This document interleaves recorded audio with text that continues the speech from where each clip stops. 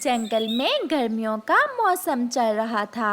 सभी छोटे पक्षियों को स्कूल से गर्मियों की लंबी छुट्टियां हो गई थीं। चिड़िया के बेटे कुकू और बेटी गुड़िया ने अपनी नानों के पास जाने के लिए अपनी पॉकेट मनी से कुछ पैसे भी जमा कर लिए थे। मम्मा, प्लीज कल हमें नानों के पास जाने दें। मम्मा, प्लीज मैं भी भाई के साथ जाऊंगी। भाई, आप मेरे पैसे भी ले लें। अच्छा ठीक है, आप दोनों कल चले जाना और फिर मैं कुछ दिनों बाद जाकर आपको ले आऊंगी। अपनी मम्मा की ये बात सुनकर कुकू और गुड़िया बहुत खुश हो जाते हैं। अब जाओ और नदी से मुंह हाथ धो आओ और कल सुबह सुबह ही आप चले जाना। फिर कुकू और गुड़िया खुशी खुशी नदी की तरफ जाते हैं।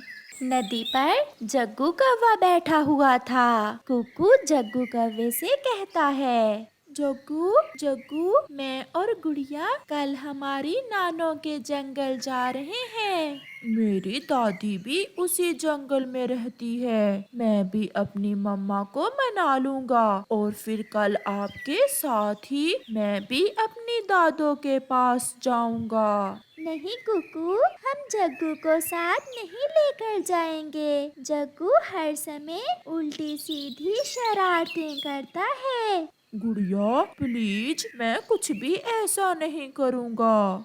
फिर घर जाकर जग्गू अपनी मम्मा से कहता है, मम्मा मम्मा, मुझे भी दादों के पास जाना है। तुम अकेले कैसे जाओगे जग्गू बेटा? मम्मा, कुकू और गुड़िया कल अपनी नानों के पास जा रहे हैं। मैं भी उनके साथ ही चला जाऊंगा। मगर याद रखना, अगर इस बार कोई शरारत की तो फिर कभी मैं आपको आपकी दादी के पास नहीं जाने दूंगी। मम्मा प्रॉमिस, मैं कोई शरारत नहीं करूंगा। फिर दूसरे दिन जब कुकू और गुड़िया तैयार होकर घर से निकले ही थे कि गोरी कौवी भी जग्गू को साथ लेकर आ जाती है। चिड़िया कुकू ने जग्गू को बता दिया कि वो अपनी नानों के पास जा रहा है। कल से जिद किए जा रहा है मेरा जग्गू अपनी दादी के पास जाने की। फिर क्या हुआ बहन? जग्गू की दादी का घर मेरी माँ के पड़ोस में ही तो है। सब बच्चे इकट्ठे चले जाएंगे। मम्मा, अब हम जाएं? कुकू, बहुत मजा आएगा। मैं तो ऑटो में अगली सीट पर बैठूंगा। फिर वो सब वहाँ से उड़ते हैं।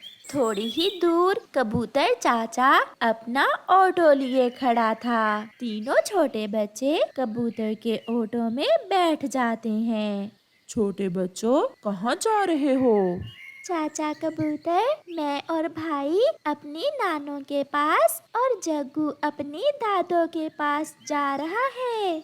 जग्गू के पास वाली सीट पर चाचा छमछम अपना बैग लिए बैठा था। जग्गू आहिस्ता से छमछम चाचा के बैग की जेब से 100 रुपए निकाल लेता है। मगर किस्मत खराब थी जग्गू की। चाचा छमछम जग्गू को देख लेता है। चोर चोर चोर कौवा, रुको। कबूतर, ऑटो रोको। इस छोटे कौवे ने मेरे बैग से 100 रुपए निकाल लिया है। कबूतर भी एक बड़े पेड़ पर ऑटो रोक लेता है। जग्गू, ये चाचा जी क्या कह रहे हैं? इसके पंख के नीचे है मेरा 100 रुपए। मैं तो मजाक कर रहा था। ये ले चाचा जी अपना 100 रुपए। आप क्या समझे मैं कोई सच में चोरी कर रहा हूँ? ये तो पुलिस ही तुम्हें बताएगी। मैं अभी पुलिस को बुलाता हूँ। अब तुम अपनी दादों के पास नहीं बल्कि पुलिस के साथ जाओगे। पुलिस का सुनकर जग्गू रोने लग जाता है। अंकल अंकल, प्लीज मुझे माफ कर दें। मुझसे गलती हो गई। मैं फिर कभी ऐसा नहीं करूँगा। फिर कबूतर चाचा छमछम को समझाता है। चाचा जी जाने भी दें, छोटा बच्चा था, गलती हो गई, मुझे बस उतार दो, मैं ऐसे चोर बच्चों के साथ सफर नहीं कर सकता। फिर चाचा छमछम वहीं उतर जाता है और कबूतर ऑटो लेकर आगे बढ़ता है। देखा कुकू, तुम्हारे इस दोस्त की वजह से हमें चोर बच्चे सुनना पड़ा। मगर जग्गू चुप करके बैठा रहता है। फिर पश्चिम वाला जंगल आ जाता है। कहाँ उतरना है बच्चों? अंकल, बेरी के बड़े पेड़ पर उतार दें। ऐसे कबूतर तीनों बच्चों को बेरी के बड़े पेड़ के ऊपर उतार देता है। तुम्हारी दादों का घर कहाँ है? वो सामने लकड़ी का पक्का घर है मेरी दादों का। ऐसे जग्गू अपनी दादों के घर चला जाता है। कुकू और गुड़िया अपनी नानों के घर चले जाते हैं। आगे मेरे बच्चे, ये लो बच्चों, ठंडा ठंडा लाल शरबत पियो। कुकू और गुड़िया ठंडा ठंडा लाल शरबत पीते हैं। नानो, हमारे आम पक गए हैं। हाँ बच्चों, आम तो पक गए हैं, मगर हम खेतों में कल जाएंगे। अब तो शाम होने वाली है।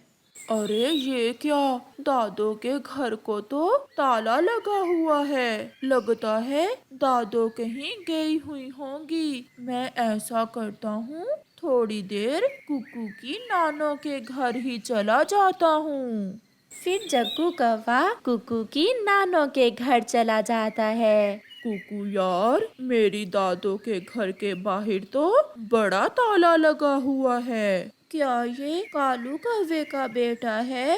हाँ नानो, ये जग्गू है, कालू अंकल का बेटा। बेटा, आपकी दादो बाजार गई हुई है, मुझे थोड़ी देर पहले मिली थी। आप ये ठंडा शरबत पिए और अपने दोस्तों से खेलें। जब आपकी दादो आए तो घर चले जाना। फिर जग्गू ठंडा लाल शरबत पीता है। बच्चों, मैं बाजार से सब्जी लेकर आती हूँ, आप घर में ही रहना, कहीं बाहर न जाना। ठीक है नानो, हम फुटबॉल से खेल लेते हैं। नानो बाजार चली जाती है। जग्गू चलो खेलते हैं, मैं तो बहुत थका हुआ हूँ, मैं तो सोने लगा हूँ, तुम खेलो।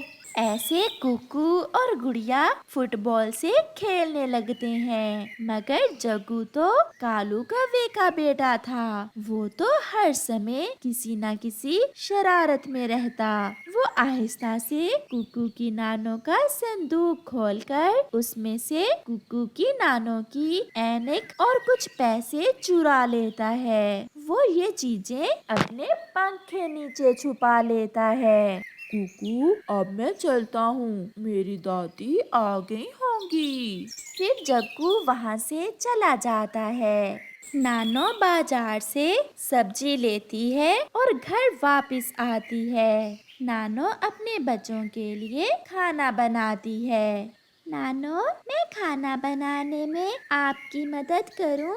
नहीं बेटी, आप खेलो, मैंने खाना बना लिया है। फिर वो सब खाना खा लेते हैं। और फिर नानो जैसे ही अपना संदूक खोलती है तो उसमें उसकी ऐनक नहीं थी और उसका सामान भी बिखरा पड़ा था। गुड़िया बेटी, मेरे पीछे से आपने संदूक तो नहीं खोला? इसमें मेरी ऐनक और पैसे नहीं हैं। कुकू, देखा, आपका दोस्त जग्गू कौवा फिर काम दिखा गया।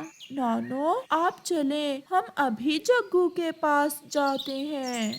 फिर कुकू अपनी नानों को साथ लेकर जग्गू के पास जाता है। सामने ही जग्गू कुकू की नानों की ऐनक लगाकर बैठा हुआ था। कुकू और उसकी नानों को देखकर जग्गू जल्दी से ऐनक अपने पीछे छुपा लेता है। जग्गू, मुझे आपसे ये उम्मीद ना थी, लाओ मेरी नानों की ऐनक और पैसे मुझे वापस दे दो। ये सब जग्गू की दादी भी सुन रही थी।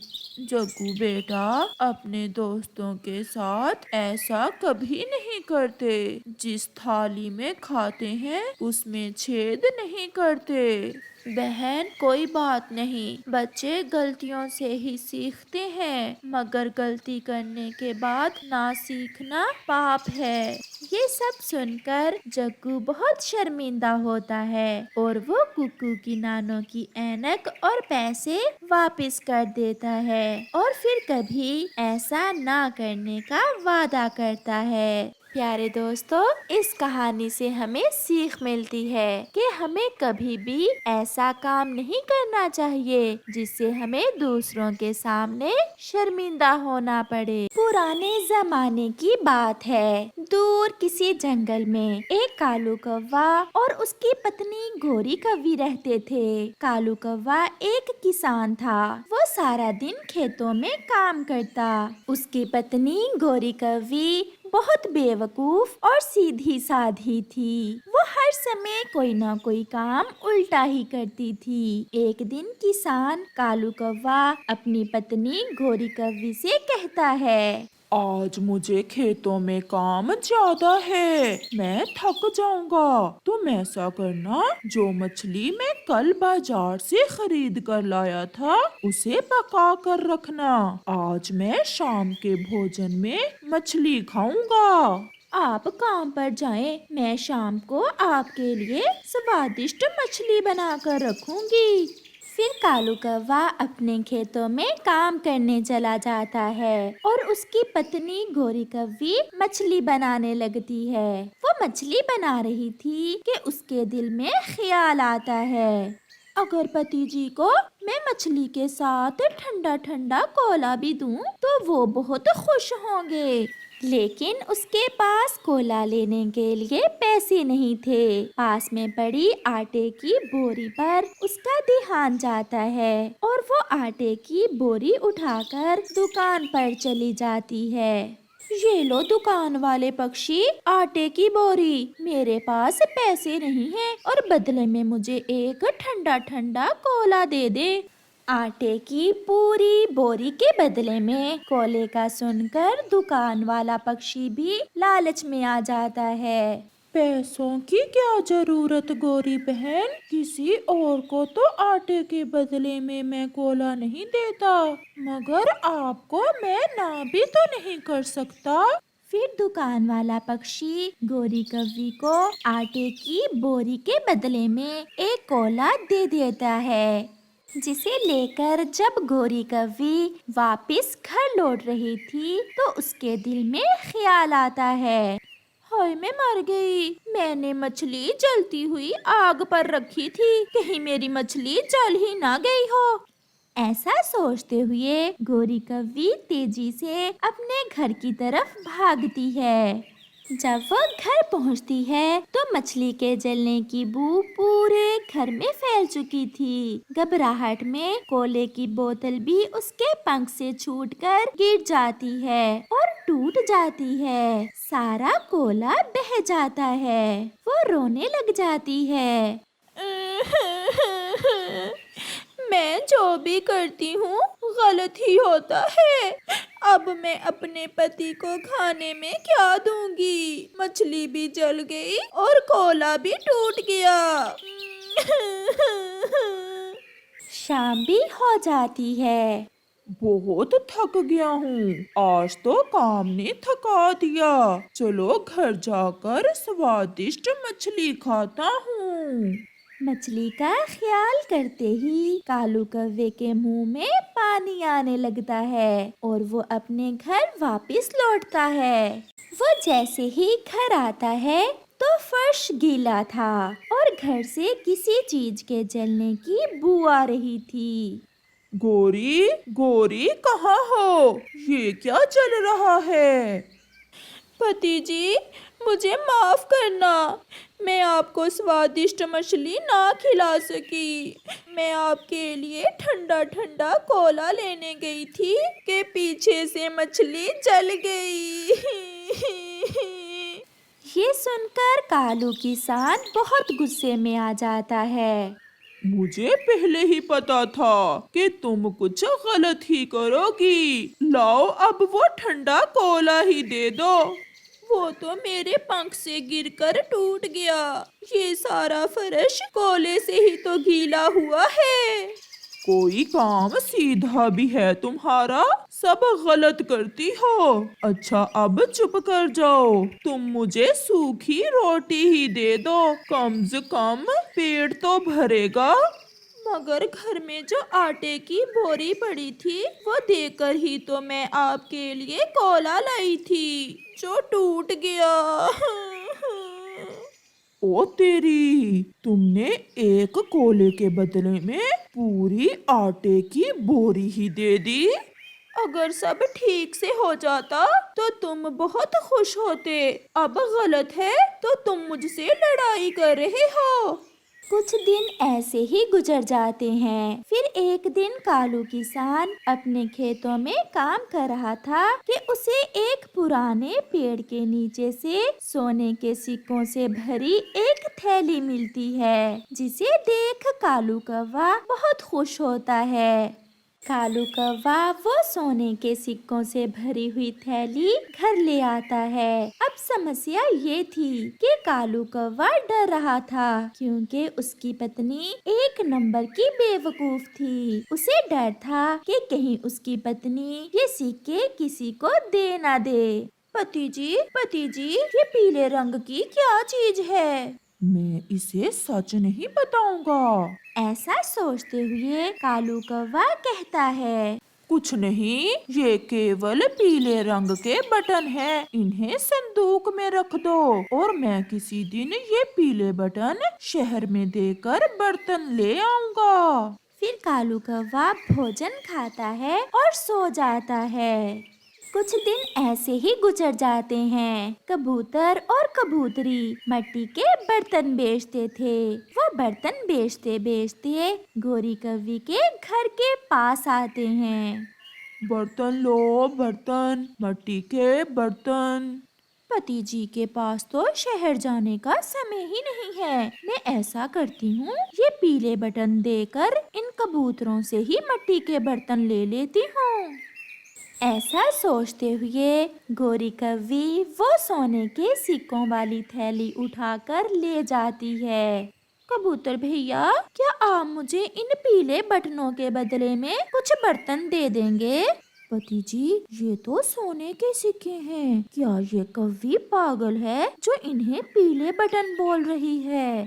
क्यों नहीं, लाओ आप ये पीले बटन मुझे दो और ये सारे ही बर्तन तुम रख लो। फिर कबूतर अपने मिट्टी के बर्तन गोरी को देते हैं और सोने के सिक्कों वाली थैली लेकर वहाँ से चले जाते हैं। शाम को जब गोरी कौवी का पति कालू कौवा घर वापिस आता है तो घर में हर तरफ मिट्टी के बर्तन ही बर्तन देखकर हैरान हो जाता है। मुझे पता है पति जी, आप इतने हैरान क्यों हैं? मेरे मिट्टी के बर्तन देखकर हैरान है ना आप? हाँ, मगर ये इतने ढेर सारे मिट्टी के बर्तन आए कहाँ से? जो पीले बटन आपने मुझे दिए थे, मैंने वो बटन देकर मिट्टी के बर्तन ले लिए। ये सुनकर कालू कौवा तो सर पकड़कर बैठ जाता है। गोरी, वो तो सोने के सिक्के थे। मैंने तुम्हें इसलिए नहीं बताया था कि कहीं तुम कोई गड़बड़ ना कर दो, और तुमने वही किया जिसका मुझे डर था। चलो अब ढूंढें उन लुटेरों को। फिर वो दोनों पति पत्नी कबूतरों को ढूंढने निकल जाते हैं। रात हो जाती है और वो थक हार कर एक पेड़ पर बैठ जाते हैं। मेरा क्या कसूर है पति जी? अगर आपने मुझे बताया होता कि वो पीले बटन नहीं बल्कि सोने के सिक्के हैं तो मैं कभी ऐसा ना करती। अपनी सोने के सिक्कों वाली थैली लिए कबूतर भी आकर उसी पेड़ के नीचे बैठ जाते हैं।